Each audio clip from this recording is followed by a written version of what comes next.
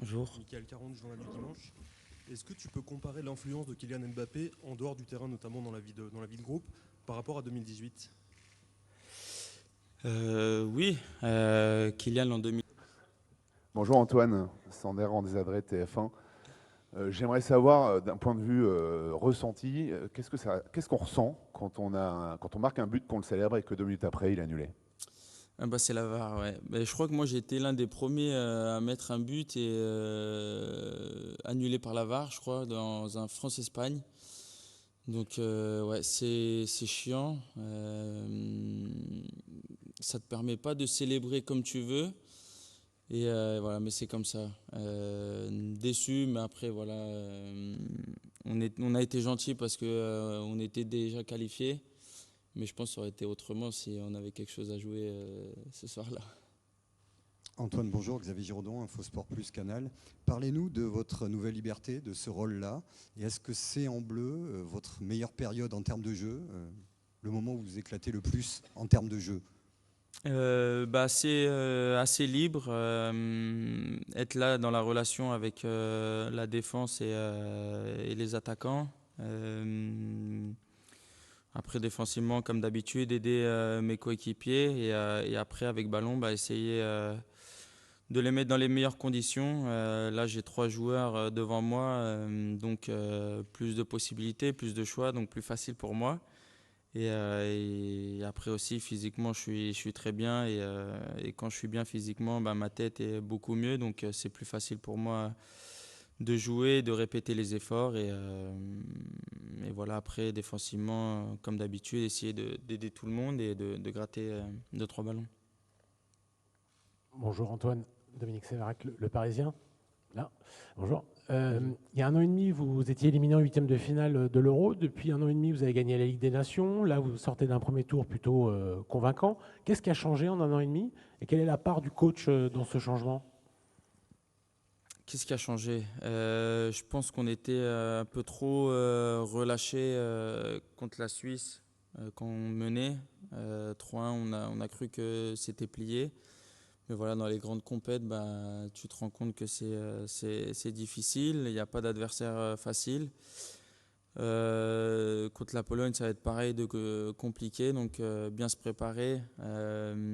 C'est pas jouer d'avance. Il faudra rien lâcher, que ce soit de la première à la dernière minute ou dernière seconde. Donc on est tous focus là-dessus. Et après, on sait que le coach est un entraîneur qui croit beaucoup au groupe, qui donne presque, on va dire, tous les pouvoirs au groupe. Donc c'est à nous de gérer ça, d'avoir une bonne mentalité sur et en dehors du terrain. Et je pense qu'on est sur la bonne voie et on a un groupe qui vit bien, un groupe qui se donne à fond aux entraînements, que ce soit les 11 qui commencent ou ceux qui sont amenés à rentrer. Donc c'est parfait pour essayer d'aller le plus loin possible. Bonjour Antoine, Julien Babou, M6. On ne vous a pas toujours senti aussi complice avec Kylian Mbappé sur le terrain comme en dehors. Est-ce que vous êtes d'accord pour dire que ça a évolué et qu'aujourd'hui cette complicité terrain hors terrain, c'est un peu une arme atomique de l'équipe de France? Ouais, après, Bonjour Antoine, Damien Degord, l'équipe. Tu es plus libre sur le terrain. Tu sembles aussi beaucoup plus libéré dans cette équipe. Comment tu l'expliques? Est-ce que c'est uniquement physique? Est-ce que ta joie de vivre, tu arrives à mieux la retransmettre cette année? ouais, comme j'ai dit avant, le fait d'être très bien physiquement, ça m'aide beaucoup. Ensuite, il y a zéro problème dans ma vie privée, dans ma tête. Voilà, j'ai connu des moments assez difficiles. Voilà, à Barcelone, donc c'était compliqué. L'année dernière, je revenais à l'Atlético, donc c'était aussi compliqué. Fallait travailler, fallait se faire petit. Donc c'était voilà, essayer de me retrouver un peu, que ça soit sur le terrain et en dehors du terrain. Et voilà, maintenant je suis en pleine confiance. Je me sens très bien, que ça soit en club ou en sélection. Je sais qu'on a besoin de moi, on me fait confiance, donc tout roule. Bertrand Latour de la chaîne L'équipe. Antoine, en 2018, vous tiriez systématiquement les coups de pied arrêtés. Est-ce que c'est aussi bien en 2022 quand c'est vous qui les tirez? Ouais, après, je suis là s'il faut, que ça soit coup franc, corner, penalty, 6 mètres, je peux tout faire. Mais non, après, voilà, c'est ce que veut le coach, ce qu'a besoin de l'équipe. Et voilà, enfin, il n'y a pas de tirer les corners pour le moment et les coups francs. Bonjour Antoine, Philippe Sanfourche pour RTL. Juste pour aller un petit peu plus loin, est-ce que pour l'instant, les consignes de Didier Deschamps avant le début de chaque match, elles étaient claires sur le fait de qui tire les pénaltys, toi, Kylian ou un autre, ou pas? Si, ouais, sur ce point, c'est très clair, mais on va pas donner d'infos à Szczęsny. Il a déjà arrêté 2 pénaux, donc pour le troisième, s'il y en a un, il aurait la surprise du tireur. Oui, bonjour. Grégory Schneider, Libération. Vous jouez certes plus bas, mais vous êtes quand même le meilleur buteur des éliminatoires. Vous êtes aussi un joueur qui est très fort devant le but, qui cadre quasiment à chaque fois. Est-ce qu'il ne vous manque pas quand même un petit quelque chose dans ce que vous aimez faire sur un terrain? Non, après, c'est vrai que j'ai eu les occasions pour en mettre un. Contre le Danemark, je voulais mettre en demi-volée intérieur du pied, mais j'ai raté mon geste. Mais après, voilà, je suis peut-être moins proche de la surface adverse, mais je pense que je suis en train de faire des bons matchs. Après, c'est vrai, il manque ce but, mais voilà, je suis pas un joueur qui va tirer 50 fois par match. Je vais essayer de trouver la meilleure solution sur une passe ou un tir, mais voilà, je me prends pas la tête par rapport au but, si c'est ça la question. Mais non, je pense que l'équipe a besoin de moi plus dans le cœur du jeu et cette relation défense-attaque et d'être proche de ma défense quand on n'a pas le ballon. Et après, devant, je ne vais pas me casser la tête à tirer 10 fois par match. Après, c'est essayer de mettre mes attaquants dans les meilleures conditions, essayer de trouver Kylian pour un contre 1 ou Ousmane pour un contre 1 ou sur un centre comme contre le Danemark. Donc voilà, je suis plus dans cette vision-là que moi d'être à la finition. Bonjour Antoine. C'était long cette réponse. Bonjour. Vincent Garcia à l'équipe. Tu as envoyé un petit message de réconfort sur les réseaux à Kimmich. Pourtant, tu aurais dû être content que l'Allemagne se fasse sortir. C'était un des favoris. Mais est-ce que ça veut dire aussi, ou ça veut pas dire, pardon, que je suis pas content. C'est juste que c'est compliqué quand tu sors d'un échec, tu vois tout noir, surtout quand tu as l'équipe pour, ou personnellement tu t'es préparé à ça. Donc c'est plus... Voilà, même si des fois il a fait des célébrations après des victoires qui peuvent énerver un peu les fans ou toi quand tu es joueur et tu es contre lui. Mais voilà, il passe par un mauvais moment et voilà, lui montrer que je suis là, même si ça se trouve, il s'en fout royalement. Mais que voilà, moi aussi j'ai vécu ça, donc accroche-toi et voilà. Non, même pas, non, mais... c'est un collègue de profession, donc voilà, énorme respect pour ce qu'il a fait et que voilà, de s'accrocher et de revenir le plus vite possible. Bonjour Antoine, Baptiste Després, Le Figaro. Dans une précédente interview, tu disais notamment vouloir débarquer aux États-Unis de manière présentable à 32-33 ans. Est-ce que c'est toujours le cas? Est-ce que ça veut dire qu'aujourd'hui c'est ton dernier mondial avec l'équipe de France? Ça, je sais pas, il faudra voir d'abord avec mes performances. Déjà là c'était limite avec ce que j'entendais que j'arrive pour cette Coupe du Monde. Mais après on verra bien, je disais ça présentable niveau physique. Voilà, ça se trouve, j'aurais pris des kilos en plus et je pourrais pas jouer à la prochaine Coupe du Monde. Mais non, là je suis en train de profiter et après si c'est mon dernier mondial ou pas, on verra. Il y a beaucoup de trucs autour. Voilà, faut être aussi performant en club, donc on verra bien. Ouais, après, si les gens me suivent et mon envie et ma joie de vivre est toujours là, on verra bien. Mais voilà, je me pose pas la question aujourd'hui. Oui, bonsoir Antoine. Loïc Grasset pour Paris Match. Ça fait 9 ans que vous êtes en équipe de France, 9 ans que vous côtoyez Hugo Lloris. Dimanche, il va égaler un record important. Quel regard vous portez sur lui en tant que capitaine et en tant qu'homme pour l'équipe de France, à côté et en dehors du terrain? Très grande personne, très grand gardien qui nous a sauvés énormément de fois en 2018. Immense respect à sa carrière.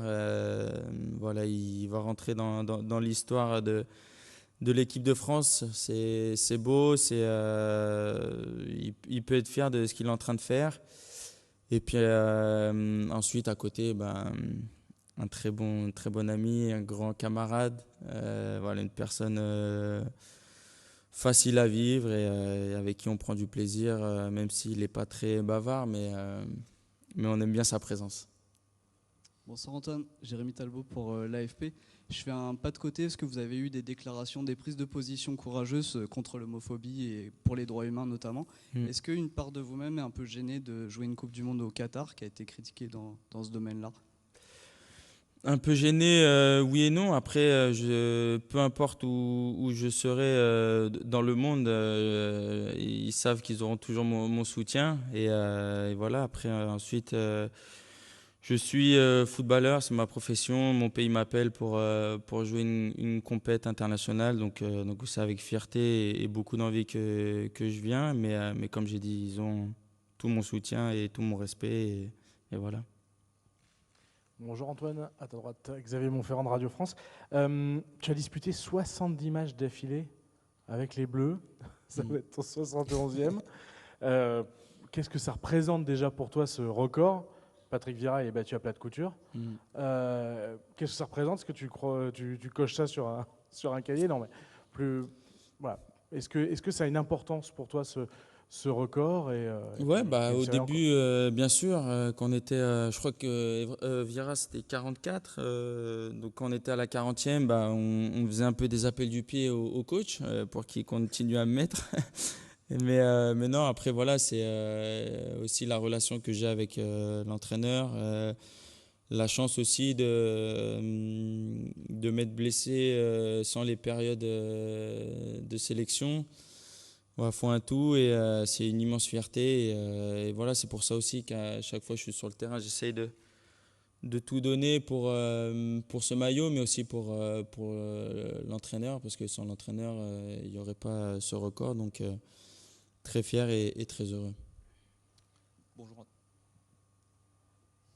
Bonjour Antoine. Fabrice Hawkins, RMC.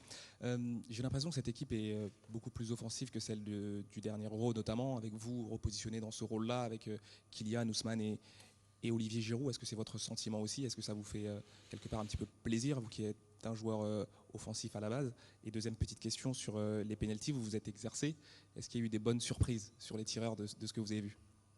Alors la deuxième, on n'a pas travaillé les pénaltys encore, peut-être aujourd'hui, parce que je crois que c'est à huis clos, non? Peut-être. Aujourd'hui c'est ouvert, demain alors ça se trouve. Non, après voilà, les pénaltys, on sait qu'il faut les travailler et sûrement on aura à le faire. Et ensuite, oui, peut-être il y a plus de joueurs offensifs, mais on a besoin de cet équilibre, d'être aussi compact quand on n'a pas le ballon. Je pense que c'est le plus important parce que sans une grande défense, tu gagnes pas les grandes compètes. Donc voilà, c'est pour ça que Olive, Ousmane sont en train de faire un travail exceptionnel. Kylian le fait de temps en temps, mais faut qu'il garde les jambes fraîches pour les contre-attaques ou quand on a le ballon. Donc voilà, on est tous focus là-dessus, sur l'équilibre de l'équipe. Et voilà, je pense que même si on a des joueurs offensifs, faut pas oublier quand on n'a pas le ballon. Et je pense qu'en ce moment, on est en train de le faire très bien. Donc continuer à le faire et je pense que ça va être la clé de notre futur dans cette compète. Bonjour Antoine, je suis brésilien, journaliste de la Télébande du Brésil. Pelé, les 3 fois, pardon mon français, Pelé, les 3 fois champion du monde, était à l'hôpital au Brésil. C'est possible un message parce que le traitement de cancer Et c'est possible un message pour lui? Pelé, que dire, légende. Je l'ai jamais rencontré, donc j'espère un jour pouvoir le faire. Mais voilà, légende du foot, légende brésilienne, légende internationale. Peu importe ce que je vais dire, ça va pas être au niveau de la personne et du joueur qu'il a été. Et voilà, même si on l'a pas vu ou je l'ai pas vu en direct, on a vu ses vidéos, ses buts marqués et c'était quelque chose d'exceptionnel. Antoine, Arnaud Matoli, France Télévisions. Vous avez une belle longévité en équipe de France. Il y a eu des hauts et des bas en club, mais Didier Deschamps vous a toujours maintenu sa confiance. Quel regard vous portez sur cette confiance et cette relation avec le sélectionneur? Oui, c'est ce que je disais tout à l'heure. Je lui dois énormément. C'est lui qui m'a appelé et depuis, on ne s'est pas quitté. C'est une très belle relation. Et voilà, je lui dois tout en équipe de France. Et c'est pour ça aussi, comme je disais tout à l'heure, je donne tout pour le maillot, pour la France, mais aussi pour lui. Voilà, je lui dois énormément et j'essaye de tout faire. Voilà, pour qu'il continue à avoir confiance en moi et chaque match, chaque action, c'est comme un merci que je lui envoie et voilà, essayer de tout faire pour qu'il soit fier de son numéro 7. Antoine, bonjour. Guillaume Trouillet pour Beansport. Pour rebondir un petit peu sur votre relation avec Didier Deschamps, vous venez de dire qu'il donne tous les pouvoirs au groupe. Concrètement, qu'est-ce que ça signifie? Est-ce que, par exemple, votre positionnement, c'est quelque chose que vous lui avez proposé ou que c'est une idée qui est venue de lui et dont vous avez discuté avec lui? Non, pardon, j'ai coupé. Mais il aime bien échanger avec les joueurs, il aime bien savoir ce que toi tu ressens. Pour lui, c'est très important. Et ensuite, il va toujours essayer de trouver la meilleure solution pour l'équilibre de l'équipe. Et je pense que là, on est en train de trouver. Je crois qu'on l'a trouvé. Donc, continuer sur ça. Et après, voilà, il fait énormément confiance à tout le monde. Et je pense que c'est une force de sa part. Et ensuite, on a un groupe qui en est conscient et c'est pour ça à chaque fois qu'il donne un ordre ou des conseils, on est à fond derrière et puis on suit. On va prendre rapidement 3 questions. Nicolas Le Gardien de Sud-Ouest, Stéphane Bianchi du Parisien et le micro est où? On prend une dernière question. On va commencer avec Nicolas Le Gardien de Sud-Ouest. Bonjour. Bonjour. Ici. Si tu dois comparer ton approche et ton état d'esprit de cette Coupe du Monde par rapport à 2014 et 2018, comment tu qualifierais? Est-ce que c'est différent? Oui. Parce que j'ai eu... je racontais ça à Matteo l'autre jour et à Jordan, que le premier match, ce qu'eux ils ont ressenti contre la Tunisie, moi je l'ai ressenti le premier match ici là contre l'Australie, voilà, ce stress, les jambes lourdes, tu fais une passe, tu sens pas le ballon, voilà. Et maintenant, après au fil des matchs, c'est parti. Le deuxième match, j'avais plus rien, mais en 2018, c'était presque tous les matchs comme ça, et 2014, je pouvais pas. C'était complètement différent, je pouvais pas jouer, c'était pas moi quoi. Donc plus on avance, plus on joue les compètes et plus on se relâche, mais il y a toujours ce petit stress et cette adrénaline quand les matchs arrivent. Bonjour Antoine, ici Stéphane Bianchi du Parisien. On a l'impression sur le papier qu'il y a quelques similitudes entre le France-Suisse de l'Euro et le France-Pologne de cette année. Est-ce que ça fait ressortir quelques fantômes?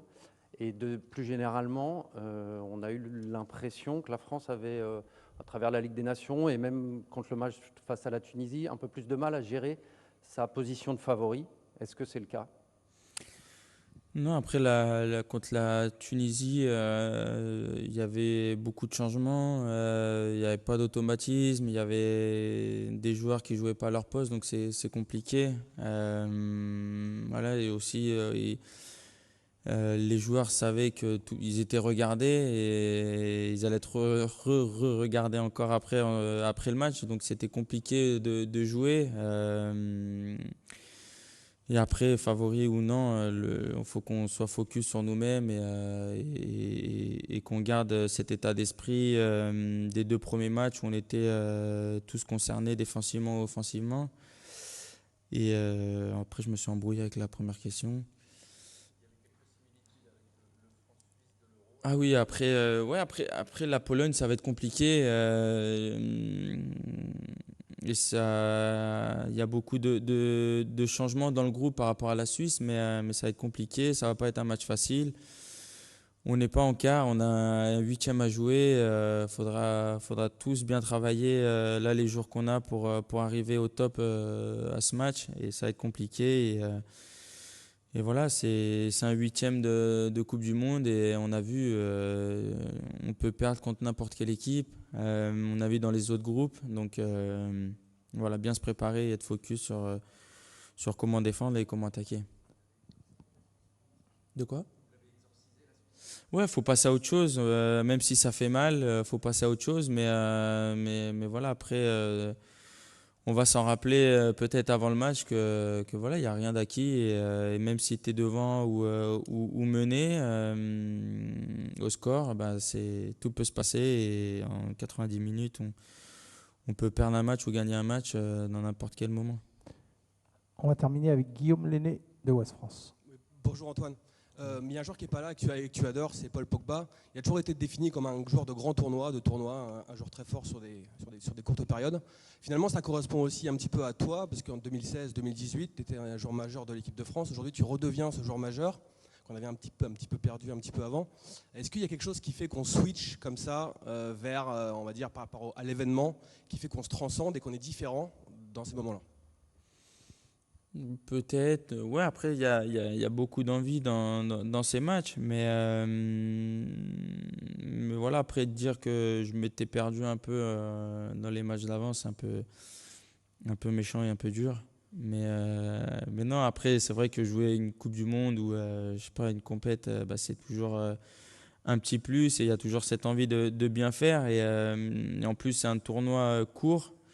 Donc, entre guillemets, facile, on va dire. Mais voilà, c'est 7 matchs où il faut tout donner. Il n'y a pas de fatigue, il n'y a pas de. Je sais pas moi, il y a rien qui puisse où on peut se permettre. Il faut tout donner pendant 7 matchs. Et voilà, pour jouer pour le plus beau maillot qu'il y a au monde. Donc, c'est toujours un plus. Merci Antoine.